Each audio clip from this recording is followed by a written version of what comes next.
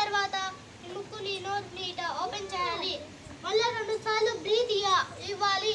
30 సార్లు నొక్కడం, 2 సార్లు బ్రీత్ ఇవ్వడం అనేది ఒక సైకిల్ అవుతుంది. అలా 5 సైకిల్ చేసి గుండెపోటు నుంచి బతికే అవకాశం ఉంది.